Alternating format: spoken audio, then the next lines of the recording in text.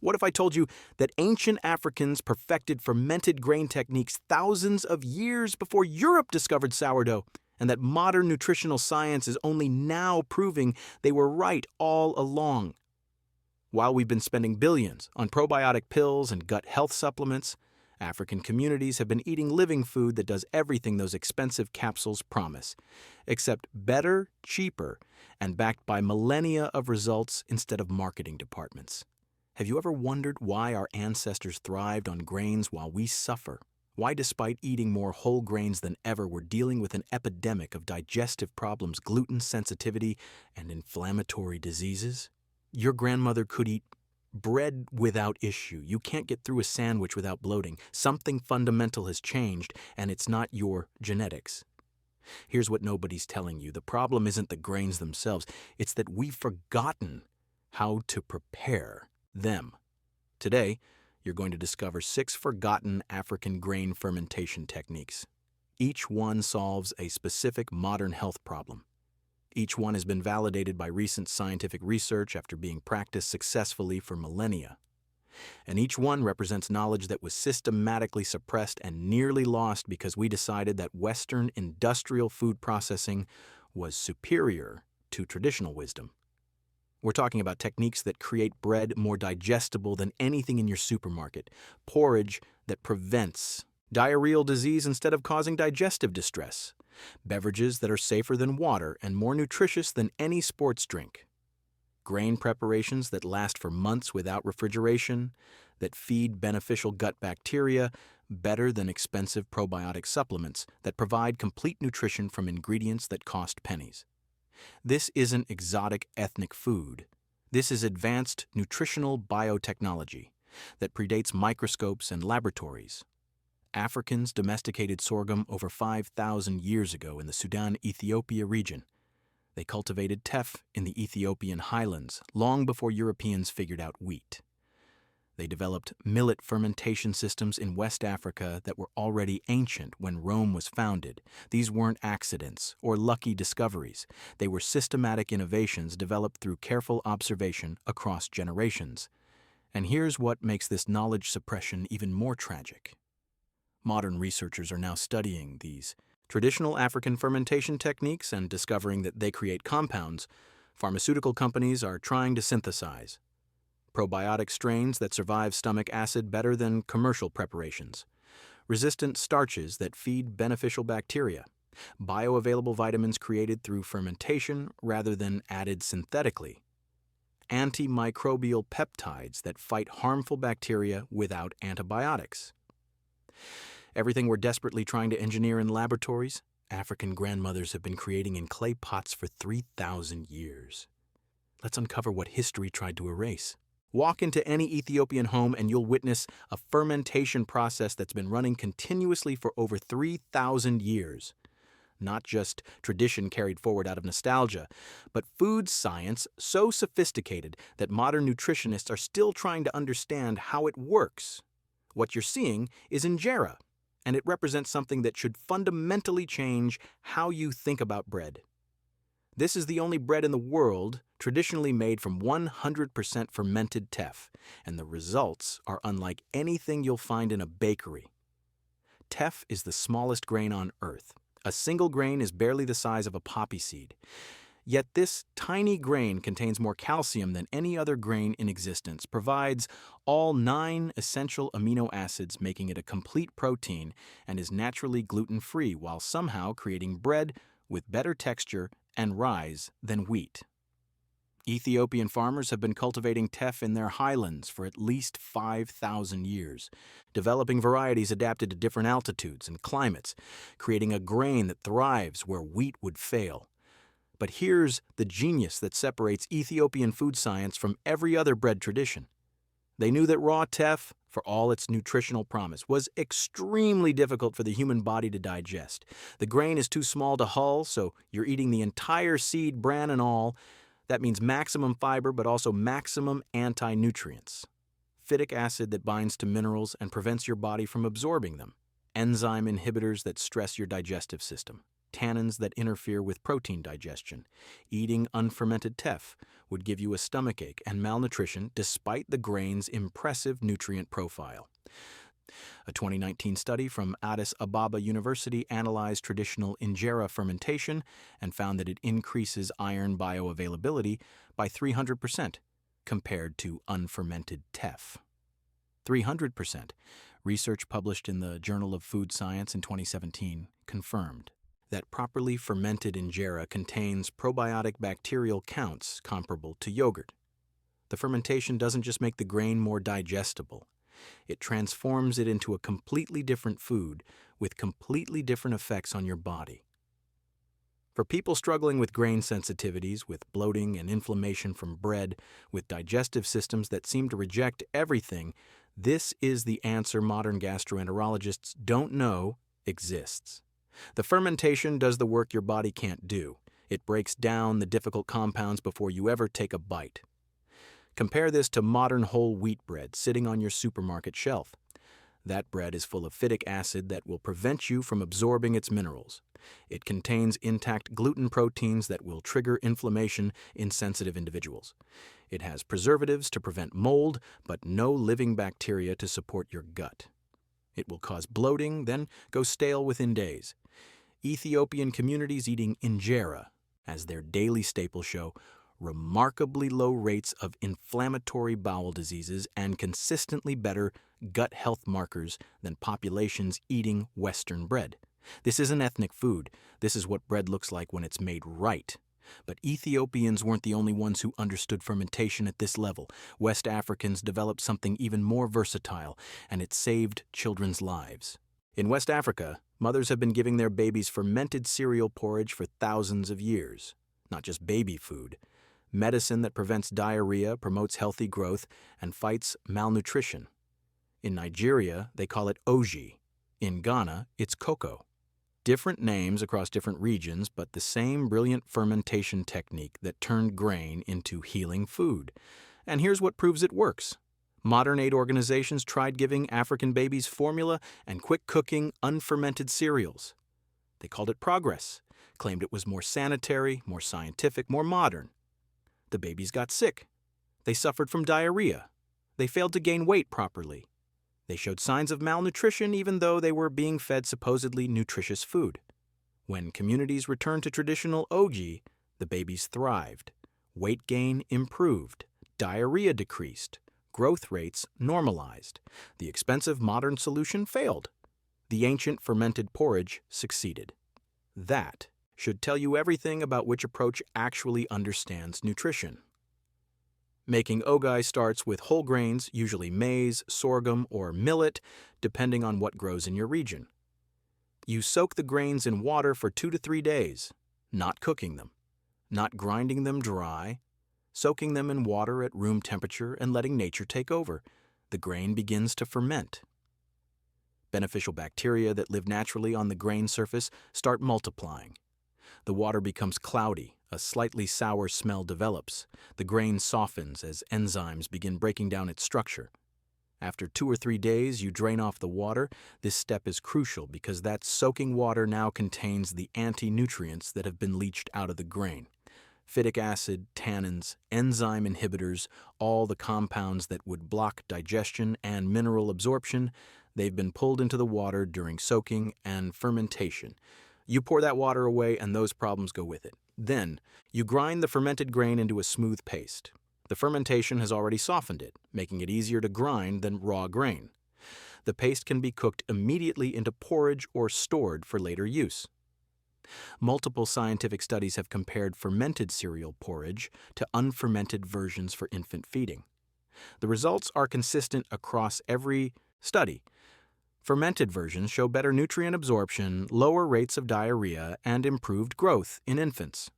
Research published in the International Journal of Food Sciences in 2018 specifically measured OGI fermentation and found it increases protein digestibility by 25% compared to unfermented maize porridge. It reduces phytic acid by 70%, meaning the minerals in the grain actually become available for your body to absorb instead of passing through unused. The spontaneous fermentation creates a diverse population of probiotic bacteria, not one carefully selected strain like you'd find in an expensive probiotic capsule. Dozens of different strains working together, creating a complex ecosystem. Modern probiotic supplements give you one or two strains, cost $30 a bottle, and half the bacteria are dead by the time you swallow them because they can't survive stomach acid or storage. Ogi gives you dozens of live strains, costs pennies to make at home, and the bacteria are protected by the food matrix they're living in.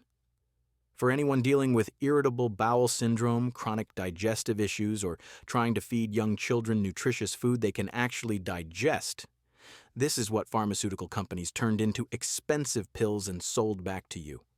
West African communities never stopped making ogi.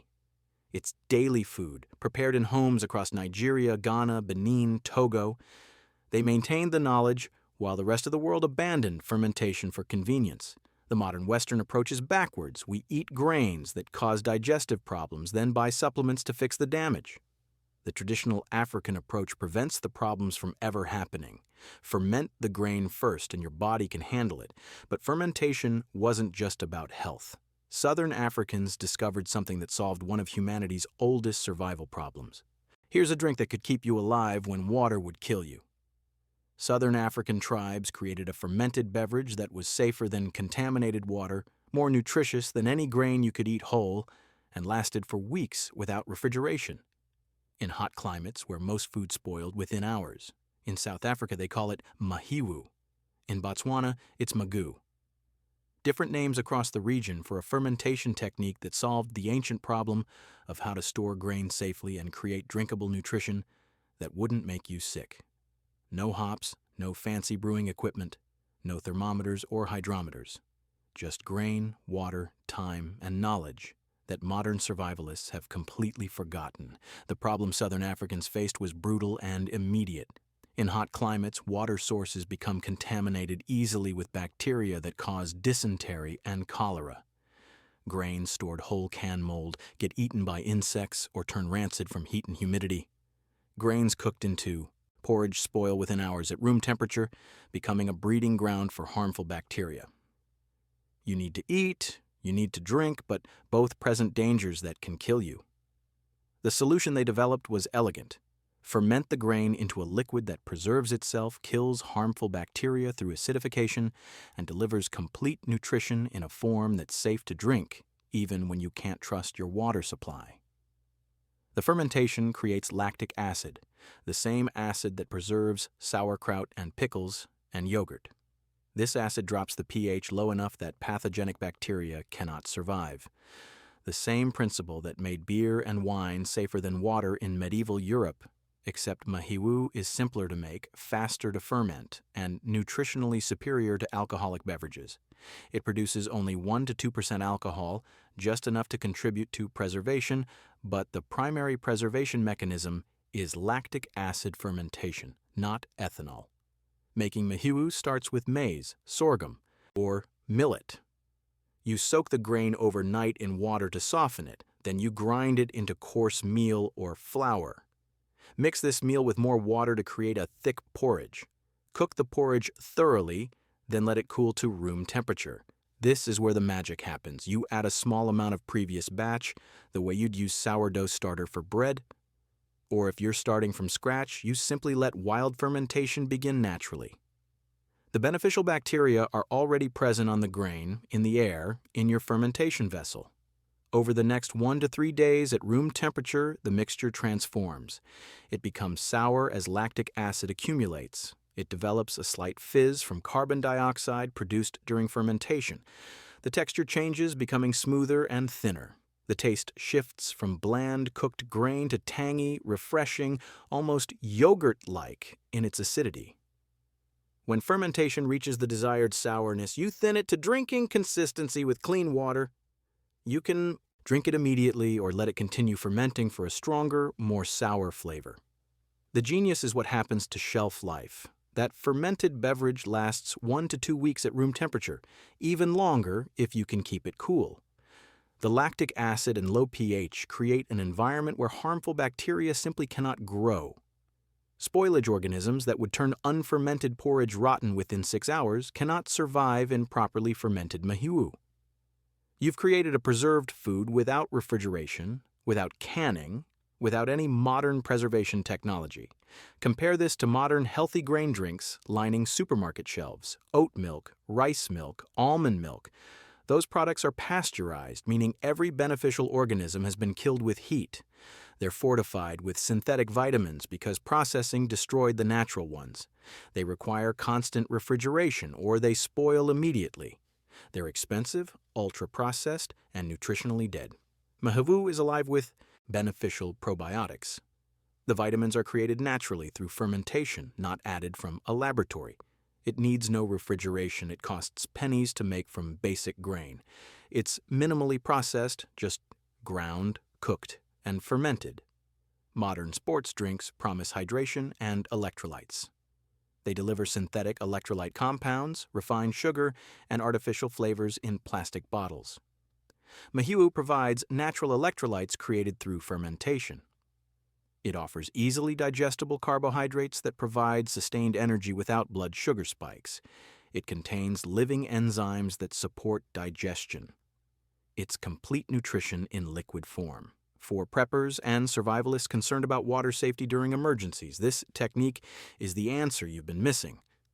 Fermentation makes questionable water safe by creating an acidic environment that kills pathogens. It makes stored grain edible and nutritious without requiring cooking fuel, which might be scarce during crisis. It creates shelf-stable nutrition that lasts without electricity or refrigeration. Studies on traditional African fermented beverages consistently demonstrate antimicrobial properties against common waterborne pathogens.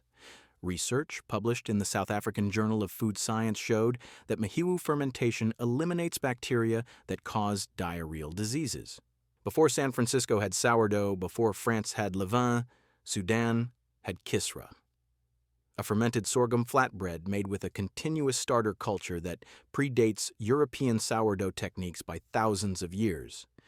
But you've never heard of it because African food innovation has been systematically erased from the history we're taught. The narrative we've been given puts Europe at the center of bread innovation, France as the birthplace of sophisticated fermentation, San Francisco as the sourdough capital. All lies of omission. Africa was fermenting grain with continuous starter cultures, while Europe was still figuring out agriculture.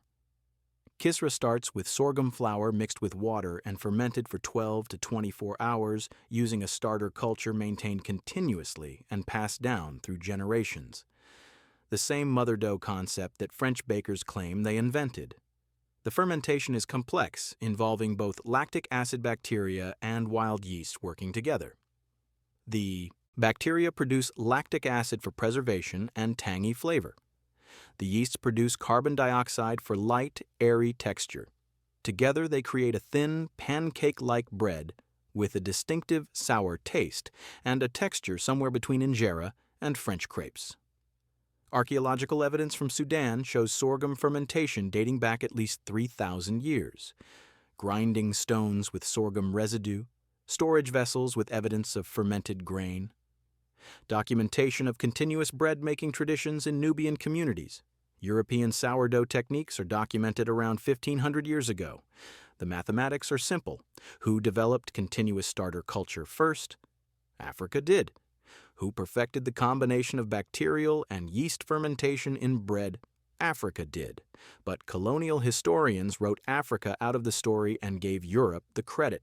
For modern people struggling with celiac disease and gluten sensitivity, paying $8 for a tiny gluten-free loaf that tastes like cardboard and crumbles when you touch it, Kisra offers something profound. It's naturally gluten-free because sorghum contains no gluten. It's properly fermented, meaning the anti-nutrients are broken down and the grain is digestible. It costs almost nothing to make from basic sorghum flour. The starter culture, once established, maintains itself indefinitely with minimal care. And here's what makes sorghum even more relevant today. It's a drought-resistant grain that grows in conditions where wheat completely fails. As climate change makes traditional wheat-growing regions unreliable as droughts become more frequent and severe, sorghum represents food security. Ancient Africans already solved the problem we're just now starting to worry about. They cultivated a grain that thrives in heat, needs minimal water, resists pests naturally, and provides complete nutrition when properly fermented. While we're desperately trying to engineer drought-resistant wheat varieties in laboratories, sorghum has been doing this naturally for 5,000 years. And if you think that's impressive, East Africans were creating instant probiotic superfood before instant anything existed. Walk into a Kenyan home and ask about uji. You'll learn about fermented grain porridge that can be prepared two different ways, both brilliant, both solving different problems. In Kenya, Tanzania, and Uganda, different regions developed variations, but the underlying genius remains consistent. The traditional method involves soaking millet or sorghum for 2 to 3 days until fermentation begins. Then the fermented grain is spread out and dried completely in the sun. Once dried, it's ground into flour. This flour is shelf-stable for months, stored in sealed containers without refrigeration. When you need it, you simply add hot water. The dormant beneficial bacteria reactivate with moisture and heat. Within minutes, you have probiotic-rich porridge. It's like freeze-dried probiotics, except this technology was invented before refrigeration existed, before anyone understood bacteria, before the concept of freeze-drying was even imagined. The quick method skips the drying step. Fresh flour is fermented overnight with a starter culture, then cooked immediately into porridge. Both methods create nutritionally superior food compared to instant oatmeal or quick-cooking cereals. The pre-fermentation in the traditional method means the flour itself contains beneficial bacteria in dormant form, waiting to come alive when you add water. Modern food science is trying to figure out how to create shelf-stable probiotics that survive storage and reactivate in your gut. East African grandmothers were doing this centuries ago with grain, water, and sunlight. Compare traditional uji to modern instant oatmeal. The instant oatmeal is nutritionally dead, processed at high heat that destroys enzymes and beneficial compounds. It's fortified with synthetic vitamins because processing removes the natural ones. It contains added sugar to make the bland, lifeless grain palatable. It provides empty calories and a blood sugar spike. Uji is alive with probiotics when prepared properly. It's naturally vitamin-rich from fermentation, with B vitamins created by beneficial bacteria.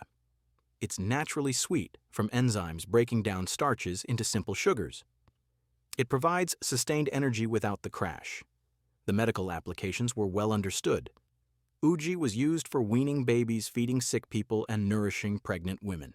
Modern research published in the Journal of Pediatric Nutrition in 2020 confirmed what East African mothers always knew. Fermented uji improves infant growth outcomes compared to unfermented cereals. It reduces diarrhea rates in young children. It improves nutrient absorption. It supports immune system development. The World Health Organization started recommending fermented porridge for infant feeding in Africa. They're finally catching up to what grandmothers knew without needing studies or official recommendations. 5 techniques, 5 revelations. But there's one more that connects everything, and it explains why this knowledge almost disappeared completely. West Africans created an alcoholic beverage from sorghum that's more nutritious than any beer in your store, probiotic-rich, and uses a fermentation technique that craft brewers are only now trying to understand and replicate. In Benin and Togo, they call it gawe. It's a cloudy, sour, slightly alcoholic drink that functions as both food and beverage simultaneously, providing hydration, calories, probiotics, and vitamins in a single fermented product that costs almost nothing to produce. The process starts with malting. Sorghum grains are soaked in water until they begin to sprout. This sprouting activates enzymes inside the grain that break down starches into sugars.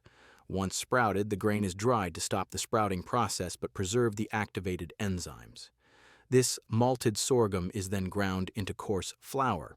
The flour is mixed with water and heated to allow the enzymes to convert remaining starches into fermentable sugars. Then it's cooled and left to ferment spontaneously, with wild yeasts and bacteria from the environment. Over 2 to 3 days, the mixture transforms into gao. The fermentation produces a cloudy, tart beverage with low alcohol content. usually 2 to 3%, similar to weak beer. But unlike modern beer, Gao is never filtered or pasteurized. It remains cloudy with suspended yeast and bacteria. It's consumed fresh, usually within a week, while still alive and actively fermenting. The malting process increases vitamin content significantly. The fermentation adds probiotics and creates easily digestible nutrients. What you're drinking is living nutrition. Compare this to craft beer from your local brewery. That beer has been filtered to remove all yeast and bacteria. It's been pasteurized with heat to kill anything that survived filtration. It's crystal clear, shelf-stable, and biologically dead. It provides alcohol and empty calories, no probiotics, no active enzymes, no meaningful nutrition beyond the ethanol itself. Modern. Craft brewers obsess over wild fermentation and sour beers, spending thousands on equipment to control fermentation and achieve specific flavor profiles.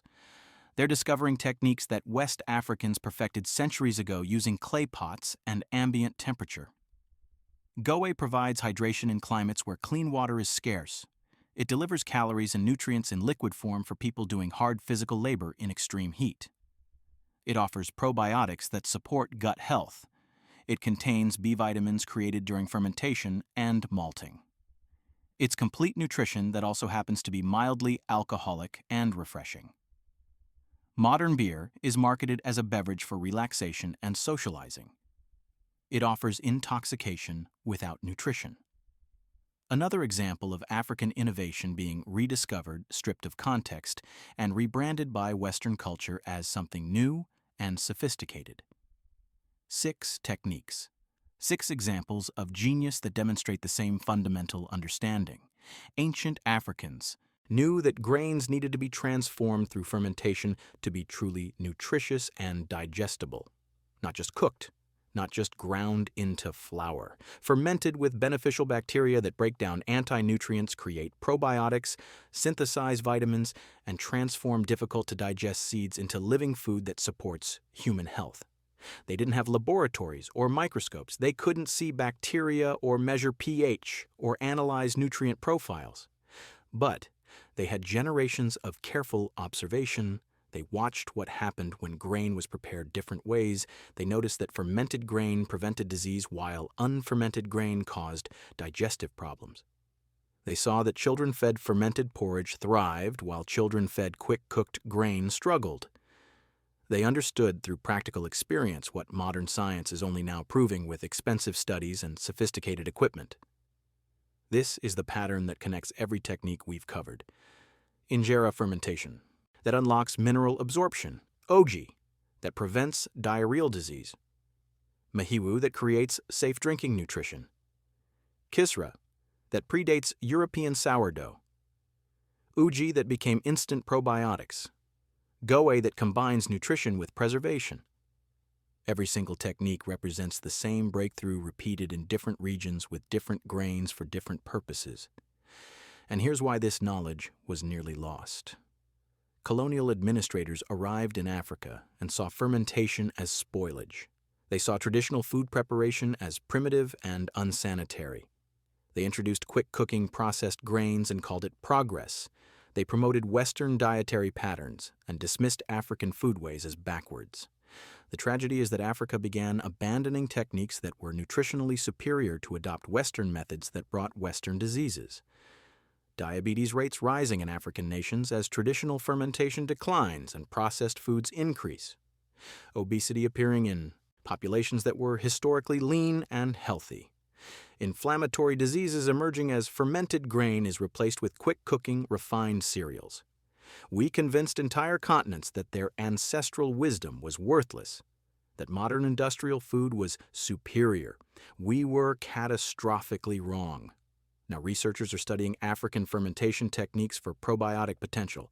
Food scientists are trying to understand spontaneous fermentation. Nutritionists are recommending fermented grains for gut health. Every new discovery is just rediscovering what was already known in African villages. We're not pioneering anything. We're stumbling back toward knowledge we forced people to abandon. This isn't just about food. It's about which knowledge systems we value and whose innovations we acknowledge. African agricultural development shaped human civilization. Africans domesticated sorghum, millet, teff, and dozens of other crops. They developed fermentation techniques that sustained populations for millennia, but we wrote them out of history books, dismissed their sophistication, and claimed European superiority. You don't need expensive probiotic supplements manufactured in laboratories and marketed with pseudoscience. You need the knowledge that African communities have been using successfully for thousands of years. Knowledge that actually works because it's been tested across hundreds of generations. Real food doesn't need clinical trials. It needs respect for the people who perfected it. Subscribe for more forgotten food knowledge that challenges what you've been taught. Comment which technique you're going to try first. This is about reclaiming wisdom that never should have been lost. About recognizing that traditional knowledge isn't primitive. It's proven. And it's time we stopped ignoring the innovators who gave us the foundations of food science itself.